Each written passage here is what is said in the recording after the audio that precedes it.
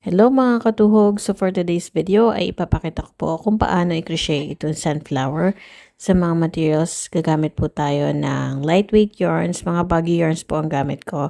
Tapos fiber fill or toy stuffing, galvanized wire para sa stem ng sunflower, scissors, and of course yarn needles. Ang crochet hook na ginamit ko po ay 2.0mm crochet hook.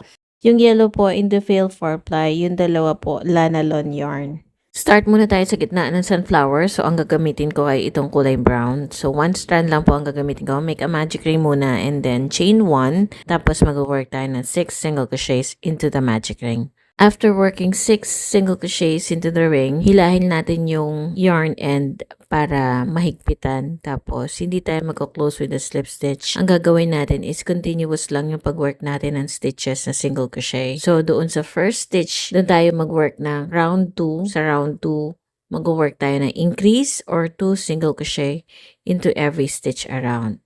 Para hindi kayo malito, maglagay kayo ng stitch marker dun sa first stitch para alam nyo kung saan kayo mag-start ng next round. Para sa round 3 naman ay mag-work tayo ng increase into every second stitch around. So, tatanggalin muna natin yung stitch marker. Tapos, ito yung first stitch of this round. Ibalik natin. And then, dun sa second stitch, dun tayo lagi maglalagay ng increase. So, ulitin lang natin ang sequence. 1 single crochet and then 2 single crochet into the next. Hanggang sa makabalik tayo.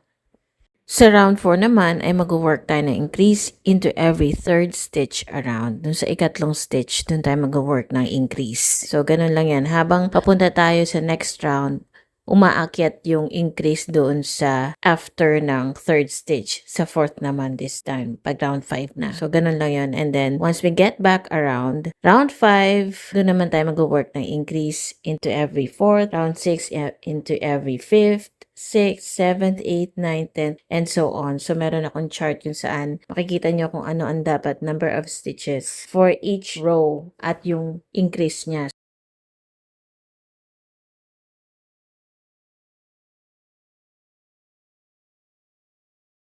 After round 12, chain 1 na natin and then fasten off. Tapos na tayo dun sa gitna ng sunflower. Ang next naman is yung paggawa ng petals. So, ikat na natin yan and then kukunin natin ang yellow petal. For the yellow petals, ang gagamitin ko nga pala is yung Indophil 4-ply yarn. And then, insert into any stitch. Tapos, mag-chain 8 tayo. Ngayon, on the second chain from the hook, yung pangalawa, slip stitch. Susunod, 1 single crochet. Tapos, next is 1/2 double crochet. Next, 1 double crochet. And then, 1 treble into each of the remaining chains. So, yun ang magiging pattern natin for the petal. Kikita nyo, tumataas yung stitches as we move on to the last chain. After nyan, mag-skip lang tayo ng stitch. And then, dun sa next one, mag-work tayo ng slip stitch. Doon lang sa front loop. So, mag-work lang tayo sa front loop dahil gagamitin natin ang back loop para i-join yung likod ng ating sunflower. Uulitin lang natin yan hanggang sa makabalik tayo or makakarating tayo dun sa last stitch. Okay lang pa gumamit ng ibang yarn? Sure naman, depende sa gusto nyo actually. Itong yarn na to is fingering weight. Kapag gumamit kayo ng mas makapal, ay magiging mas malaki ang project nyo kaysa sa size na ginagawa ko.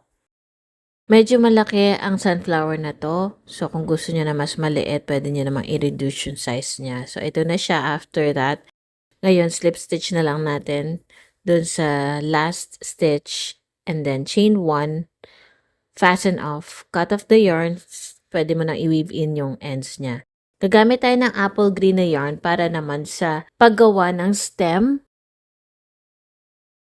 Make a magic ring, then chain 1, 6 single crochets into the ring. After nyan, sa round 2 naman is mag-work tayo ng increase into every stitch around. So, ang gagamitin natin pattern talaga is yung kapares dun sa center ng sunflower. Ngayon, since mauuna tayong gumawa ng stem, uulitin natin itong round 2. Natatawag natin round 3. Kasi sa round 3, hindi tayo mag-work ng increase. Puro 1 single crochet into each stitch around lang. So, tatanggalin natin yung stitch marker. So, make sure na ilagay nyo yung stitch marker para alam nyo kung saan kayo mag-start na next round. Uulitin natin ang round 3 na maraming beses hanggang sa makuha natin yung length na gusto natin. Kaya medyo nakakainip lang to dahil fingering weight yarn ang gamit natin.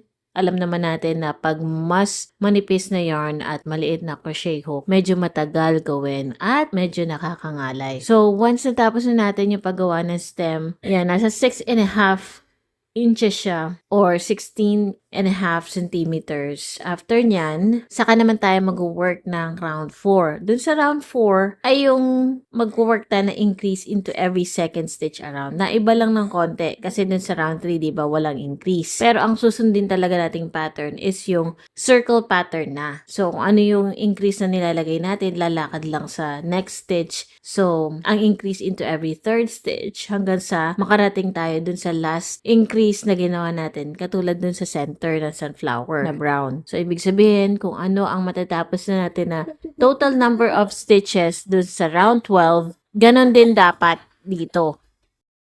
Once matapos na natin yung circle pattern ng green na to, dapat same sila ng size or total amount of stitches around nitong green na likod ng ating sunflower. Ganito naman siya pagtapos na. So, magka-size sila at same total amount of stitches. Ang next naman na gagawin natin is yung petals. Diba yung likod ng sunflower na green? Mag-work tayo ng parang petals niya. Tapos, doon lang din sa back loop kasi gagamitin natin yung front loop later on. So, mag-slip stitch muna tayo and then chain 2 and then 1 double crochet and 1 treble into the next stitch. After nyan, gagawa tayo ng picot. So, sa paggawa ng picot, mag-chain 3 muna tayo.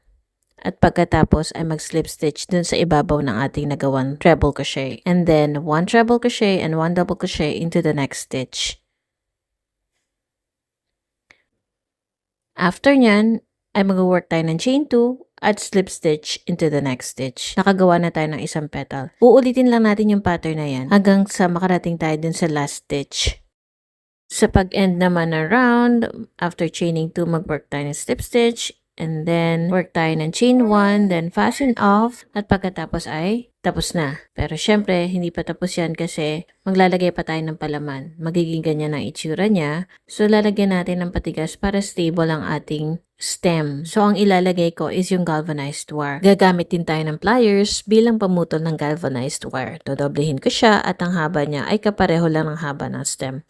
Para mas maging stable ang stem, lalagyan ko rin ito ng fiber fill sa loob. At kung wala kayong galvanized wire, okay lang. Pwede rin ng barbecue stick. Kung wala namang fiber fill, pwede ring alternative ang scrap yarns. Pagkatapos niyan, mag-work na tayo ng single crochet stitches para i-join ang likod at harap ng sunflower. Kung mapapansin nyo, sa mga loops tayo mag-work ng stitches. Mag-iiwan lang tayo ng mga 3 inches na opening para sa paglalagay ng fiber fill. After malagyan, itutuloy na natin ang pagsasara. I-close natin with a slip stitch sa first single crochet na ginawa natin. Chain 1, then fasten off. Ayan, tapos na ang ating sunflower. Kung nakatulong ang tutorial na ito, i-like nyo naman ang video, i-follow nyo ako para sa mas marami pang crochet tips, at i-comment nyo kung anong flower ang gusto nyong next.